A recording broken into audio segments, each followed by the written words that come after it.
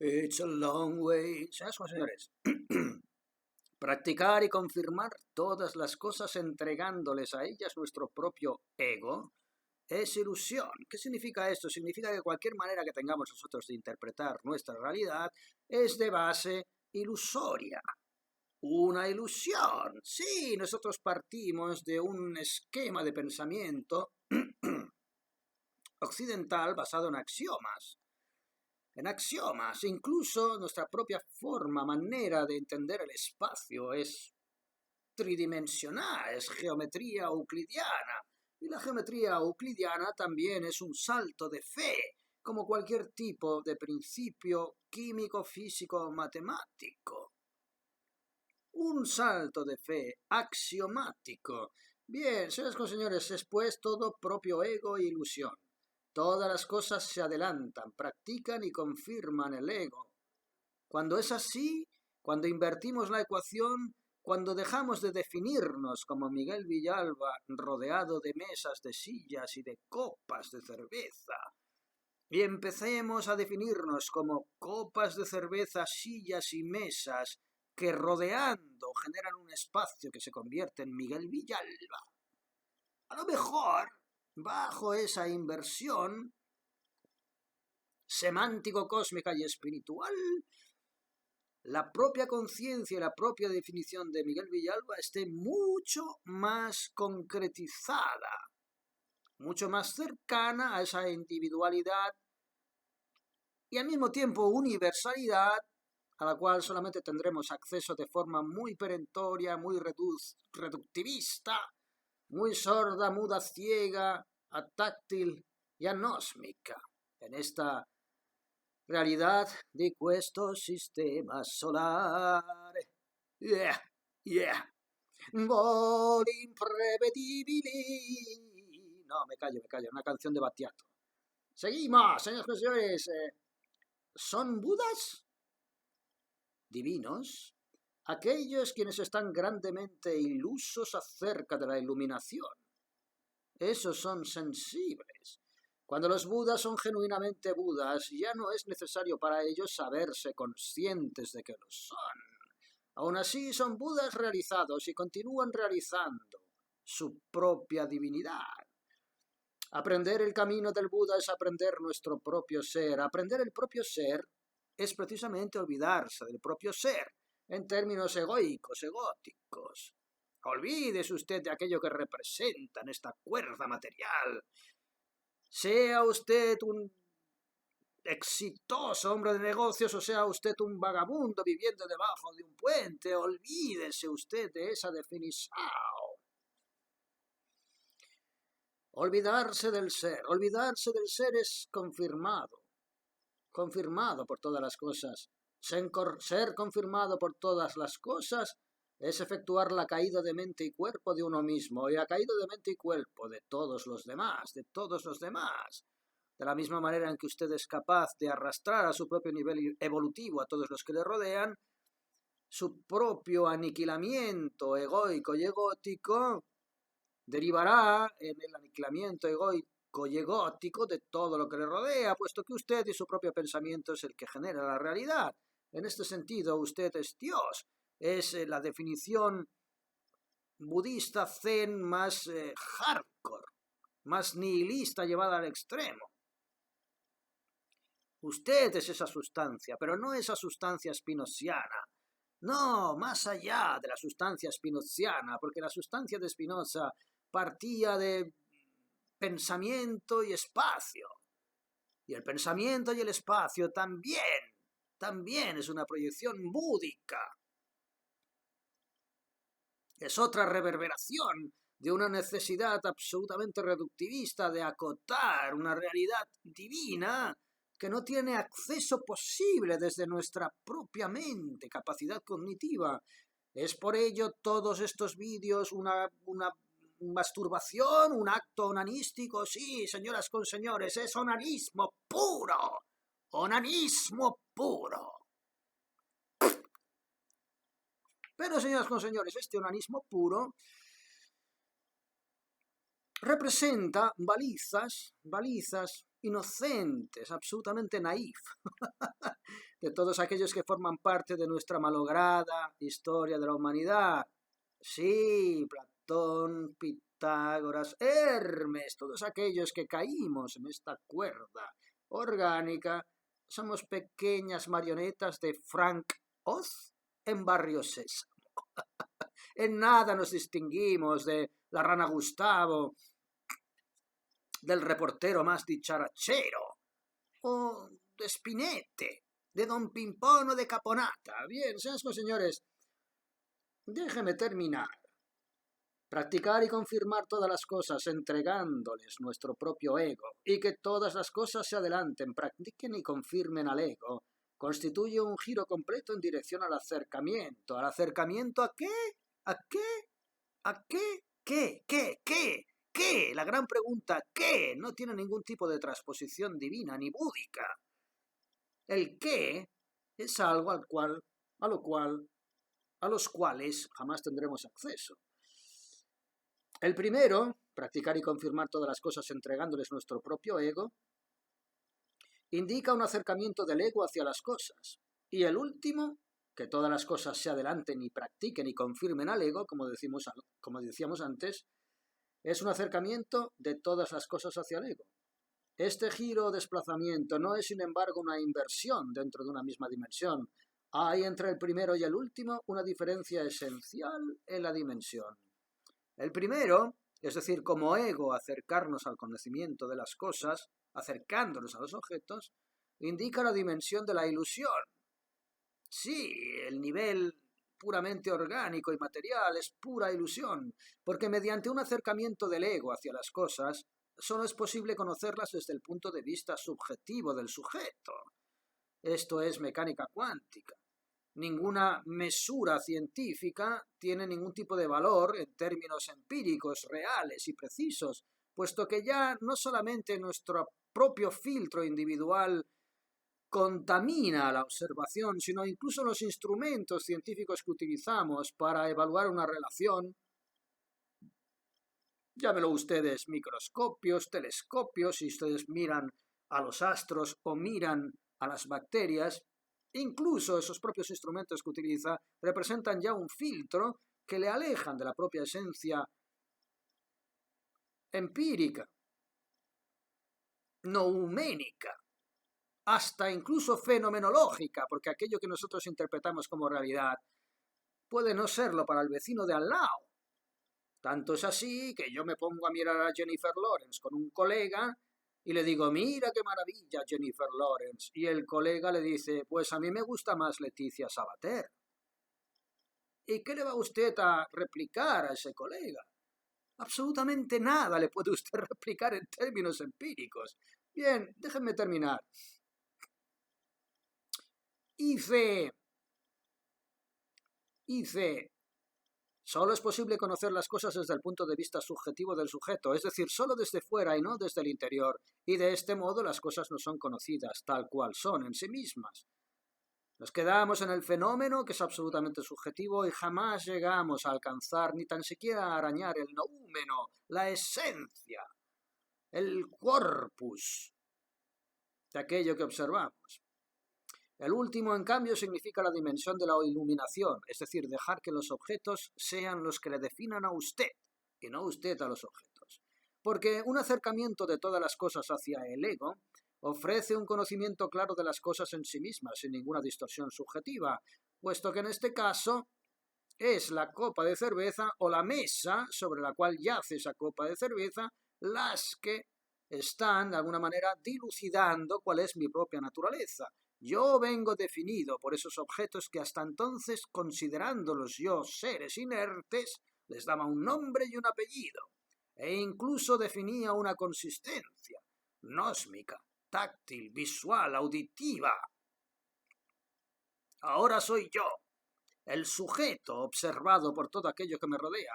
Para alcanzar el estado iluminado uno debe superar el enfoque egocentrado implícito en la dimensión de la ilusión y adelantarse hacia un acercamiento centrado en todas las cosas. Es decir, no ya sencillamente abandonar, renunciar al homocentrismo, el ser humano es el centro del universo, sino abandonar incluso su propia vericidad en términos de conciencia abstracta. Ya no se trata sencillamente de medir sus atributos en términos humanos o en términos vivientes, sino en términos sustantivos. Ser y no ser. No ya nacer y no nacer. Existir o no existir en términos sustantivos, no solamente físicos y orgánicos, sino nouménicos. Para ello, de nuevo, uno debe olvidarse del ser. Este olvido del ego no es un olvido de orden psicológico, sino una completa abnegación o muerte del yo ego. Esta muerte que produce un desgarrón vital. Esta muerte es la caída del mente y del cuerpo. Bien, así pues, un acercamiento de todas las cosas hacia el yo no excluye, sino que incluye un acercamiento del yo hacia todas las cosas. Cuando dejo que me defina una copa de cerveza, yo me estoy conjuntando y conniviendo con la propia esencia de esa copa. Nuestras perspectivas, Nevsky, son paralelas. Los seres no iluminados rechazan un acercamiento de todas las cosas hacia el yo como ilusorio. ¿Cómo voy a poder dejarme definir por una caja de zapatos o una copa de cerveza? Bien, ¿cómo una copa de cerveza o una caja de zapatos puede dejarse definir por usted? Cerdo egocéntrico y homocéntrico. Están ilusos en lo referente a la iluminación. Por otra parte, los seres iluminados, es decir, los Budas, comprenden un acercamiento del ego hacia las cosas, a la luz de un acercamiento de todas las cosas hacia el ego. De este modo, iluminan la ilusión, esa en la cual vivimos. Esto significa que el yo está confirmado por todas las cosas, todo aquello que le rodea, pero no solamente todo aquello vivo. No se limite usted sencillamente a reconocer los derechos animales, reconozca usted los derechos de una marmita catalítica o de una prótesis dental, en su defecto. Bien, porque una persona genuinamente iluminada está más allá de saberse consciente de su estado iluminado. Aquí tanto el yo como todas las cosas están verdaderamente iluminadas y confirmadas. Señoras con señores, déjenme continuar. Todos los seres sensibles, sin excepción, tienen naturaleza de Buda. Esa es la esencia básica del Zen. Todos tenemos naturaleza del Buda, es decir, todos tenemos la semilla divina que si adecuadamente se riega, brota. Y podemos, pues, retornar a nuestras raíces divinas. El Zen radical de Dogen dice que no tiene usted naturaleza divina, sino que es usted naturaleza divina por defecto. Rieguen o no rieguen, riegue usted o deje de regar, es aquello que debe ser. Su naturaleza es permanente sin el menor cambio, independientemente de la energía que se transforme. No se crea ni se destruya, se transforme. Este pasaje expresa adecuadamente el punto de vista fundamental de este budismo extremo. Se subrayan dos importantes temas. Todos los seres sensibles no es que tengan naturaleza de Buda, sino que son naturaleza de Buda. Y esa naturaleza es permanente por siempre, sin cambio alguno, independientemente que pueda modificar su sustrato orgánico, que es puramente circunstancial. Da igual que usted se pudra 5 metros bajo tierra, porque ese usted no es usted. No es más que una pequeña manifestación, como pudiera serlo una uña que se corta usted cada semana, o el pelo que se corta usted cada 2 meses, dependiendo de cuál sea su nivel de vanidad. Así pues, señoras con señores, aunque el budismo se considere el nacimiento y muerte, considere estos temas, nacimiento y muerte, como los problemas fundamentales de la existencia humana, que en este caso son los mismos que ocupan a la filosofía occidental, quiénes somos, de dónde venimos, a dónde vamos, quiénes somos, de dónde venimos, a dónde vamos. El budismo lo mismo, pero avanza. El budismo extremo no aborda tan solo el problema como nacimiento-muerte bajo una dimensión humana, sino más bien como un problema de generación-extinción en la dimensión más amplia de los seres vivos. Su problema es el mismo que tiene una planta, un árbol caducifolio. A menos que nos liberemos de la naturaleza misma de la generación-extinción común a todos los seres vivos, nosotros los seres humanos no podremos liberarnos genuinamente del problema humano de la vida y muerte. ¿Y qué es liberarse del problema humano de la vida y muerte? Liberarse de lo que llaman los hindúes el samsara, esa rueda de reencarnación. Volver una vez más a repetir la experiencia humana o animal o vegetal o mineral para poder seguir afinando esa cuerda vibratoria divina que trasciende cualquier tipo de experiencia orgánica. La posición budista, pues, indica que si uno alcanza la iluminación liberándose de la generación-extinción, todos los seres vivos se iluminan simultáneamente, lo que les decía antes, ese concepto evolutivo darwinista. Si un miembro de la especie, por generación espontánea aparentemente, pero no, por orden implicado, de pronto demuestra una actitud inteligente que, añadida a la memoria colectiva de su especie, supone un paso adelante en su propia supervivencia, esa particularidad, esa habilidad presentada en un individuo independiente pasa a formar parte de su especie automáticamente, por generación espontánea, por inspiración divina, si quieren ustedes. Eso demuestra, más allá de pequeñas teorías telepáticas o afinitorias empáticas, que su destino, como miembro ilusoriamente individual, como conciencia ilusoriamente individual, está directamente ligada a una conciencia colectiva, a una humanidad, a un arquetipo que engloba a toda su especie.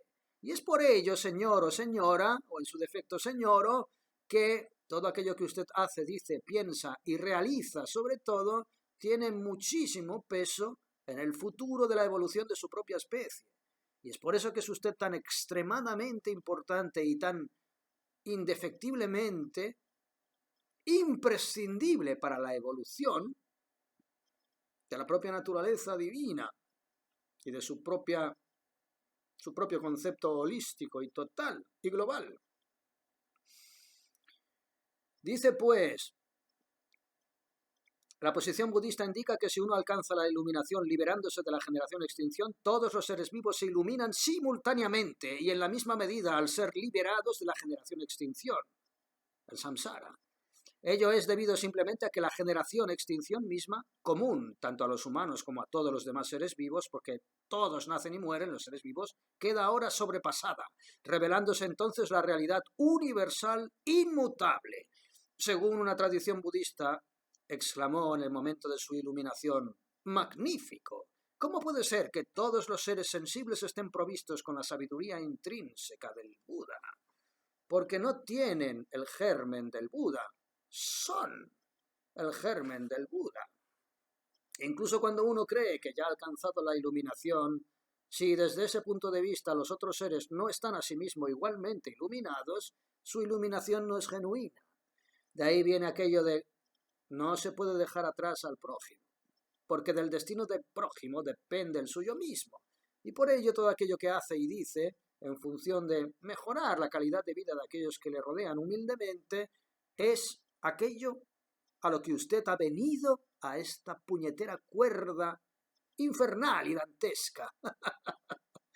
En el instante en que uno realiza la naturaleza de Buda, Dios, una posibilidad que cada persona posee, por serlo, todos los seres vivientes alcanzan a la vez su naturaleza divina. Este es el significado de la frase citada.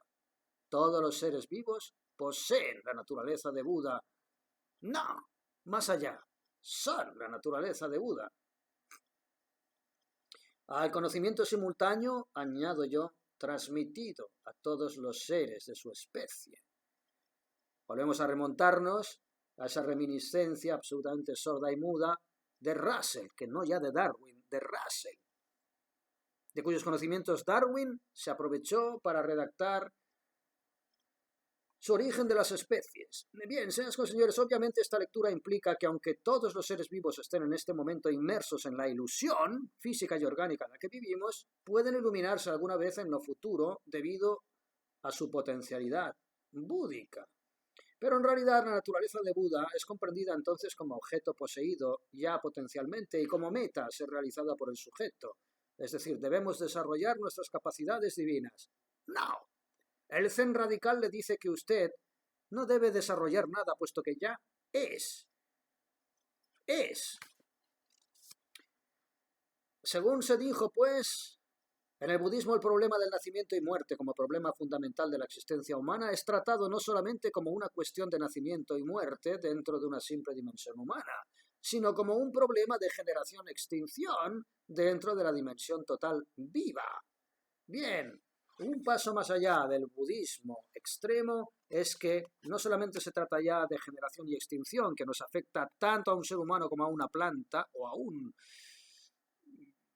protozoón, sino el hecho propio de la vida, la generación, perdonen, estoy bajando los estratos de cebolla, el ser y el no ser. Dice pues, si la naturaleza de Buda fuese algo ilimitado, no sería realmente ilimitado porque distinguiría o estaría limitada por algo limitado.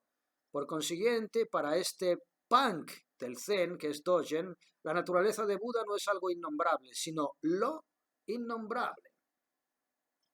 Yo añadí aquí, que no veo nunca nada de lo que he escrito, que el Dios solamente puede ser finito si se puede interpretar de forma orgánica y bajo vibratorial el concepto de infinitud, es aquello de que no puede haber luz sin sombra, pero esa propia interpretación para poder estimar, intuir la infinitud divina pasa por generar conceptos absolutamente finitos como es el de la, valga la redundancia, finitud.